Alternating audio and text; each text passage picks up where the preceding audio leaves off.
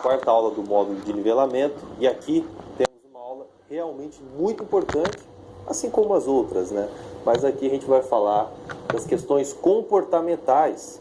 Vamos falar dos principais erros cometidos recorrentemente por traders e que impedem, muitas vezes, que eles consigam prosperar nesse mercado maravilhoso.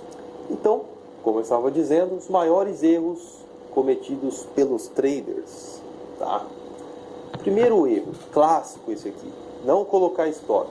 Ou, no meio da operação, ter a ideia de mudar o stop de lugar, né? Normalmente, o trader que não coloca stop é porque ele tem muita convicção na operação dele. Ele acredita que é certeza de que vai dar certo. E como eu já disse várias vezes, não há certeza, existe probabilidade. Então, o trader que se arroga e acredita ter total conhecimento do que vai acontecer posteriormente, se coloca, na verdade, numa situação extremamente vulnerável e se expõe a um risco indeterminado e provavelmente, em algum momento, vai acabar se machucando muito.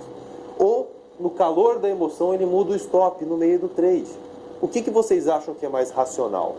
O stop que você determinou antes de entrar na operação, o stop que você fez de uma maneira analítica, fria, ou você mudar no meio, a hora que está ali, envolvendo, vendo o mercado oscilar e o seu dinheiro variar. Tentem ser o mais racionais possível. E o racional é seguir aquilo que você determinou antes de entrar na operação, tá? Nunca caiam na tentação de mudar o stop no meio do trade. Aceitem a perda. A primeira perda é a melhor perda. É o stop que te mantém vivo. É o stop que interrompe o seu prejuízo para que a continuidade dos seus negócios seja possível. Tá certo? Erro 2, esse aqui também muito clássico e extremamente grave. Fazer preço médio para, entre aspas, se salvar. Aqui o trader não admite que a operação está dando errado, tá? Aí, além de, muitas vezes, ele mudar o stop de lugar, afastar o stop, a operação continua indo contra, ele vai lá e aumenta a exposição. Então, se ele comprou, o preço chegou ali perto do stop dele, ele vai lá e muda o stop de lugar. E aí ele compra mais. O preço cai mais, ele compra mais. Então, ele vai fazendo um preço médio, tá? Porém, ele está aumentando a exposição. Vamos dar um exemplo aqui. Se, porventura, o trader operasse ali com um lote de 2 mini contratos. Então, ele já está lá comprado em 2 mini contratos. O mercado cai mais, ele compra mais 2. Agora ele está em 4. O mercado cai mais, ele compra mais 2. Ele está em 6. Ele está 3 vezes mais alavancado do que deveria, de acordo com o planejamento operacional, tá? Isso aqui, quando dá errado, mata o trader. Tira ele do mercado com apenas uma operação. Tá? Porque ele não está fazendo isso aqui de uma forma calculada, de uma forma pensada e planejada. Se for, tudo bem, mas normalmente não é o caso. Ele faz para salvar, porque ele não quer admitir uma operação perdedora. E nesse desespero para se salvar, na verdade ele se mata.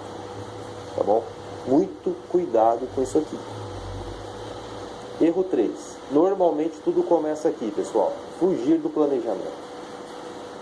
Lembre-se, um dos principais componentes da estratégia é o quando, ou seja, o momento que motiva a sua entrada no mercado. Para isso, existem um conjunto de regras. O mercado tem que apresentar um cenário condicional, correto? Porém, muitas vezes, o trader vai lá, abre a tela dele, fica olhando o mercado e o mercado não mostra aquela condição pré-determinada pela estratégia dele. E ele vai ficando ansioso, porque ele quer clicar, ele quer participar, ele está vendo a movimentação, ele quer estar ali no meio, ele quer ganhar dinheiro, tá? Mas quando ele se deixa levar por essa ansiedade e sai do autocontrole, muito provavelmente ele vai clicar quando não deveria. Ele não respeitou o elemento central da estratégia, que é o quando, o cenário condicional. Ou seja, ele entrou de forma aleatória, tá? Fugiu do planejamento, fugiu das regras. Quando ele faz isso, ele deixa de colocar a probabilidade a seu favor. Então, provavelmente vai perder, tá? Provavelmente vai perder. E quando a gente perde fazendo algo errado, dói muito mais do que quando você perde fazendo o certo. Porque pelo menos sua consciência está tranquila, você sabe que respeitou a regra. Deu errado, mas tudo bem. Você operou certo, aceitou o stop. Agora, quando você sai do planejamento e erra, corre um grande risco de cometer o erro 4, que é não aceitar errar. Tá? Isso aqui é muito perigoso. Porque quando o trader não aceita o erro, ele entra no erro número 5. Ele tenta reparar o erro no próximo trade. Então vejam só como esse processo se torna emocional. Tá? Ele se deixou levar por uma ansiedade e fugiu do planejamento. Quando ele fez isso, entrou numa operação que deu errado e aí não digeriu, não aceitou esse erro. O que o trader faz? Ele quer reparar isso imediatamente. Opa, deixa eu entrar aqui rapidinho, resolver essa situação, porque aí eu volto para o 0 a 0 e daqui para frente eu vou fazer tudo certinho. Mas, de novo, quando ele tenta reparar no próximo trade, ele está fazendo uma operação fora do planejamento. Tá? Qual que é a maior probabilidade? Que ele perca ainda mais. Então, se ele já não aceitou esse primeiro erro, provavelmente ele não vai aceitar o erro advindo disso aqui. E aí começam os outros erros. Aí é onde o cara vai lá e muda o stop no meio do trade.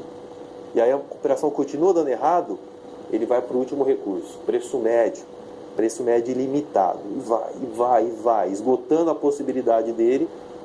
Aí é 8,80. Ou o mercado vem um pouco a favor e ele ganha um dinheiro significativo, porque ele está com uma alavancagem maior, né? Ou se o mercado continuar indo contra, ele vai quebrar. Ele vai corroer todo o financeiro que ele tem para trabalhar por causa de uma operação, por causa de uma indisciplina. Tá?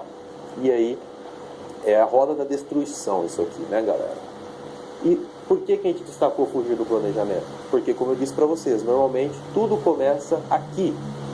Tudo começa aqui. Esse erro puxa os demais. Tá? Então, vigiem-se. Administrem suas emoções da melhor maneira possível. Tentem manter-se centrados. Tá?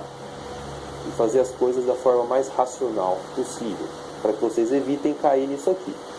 Eventualmente, talvez vocês cometam um erro ou outro para aprender, né? Faz parte. Mas se vocês insistirem nesses erros, eu falo para vocês com toda convicção, não tem chance de dar certo.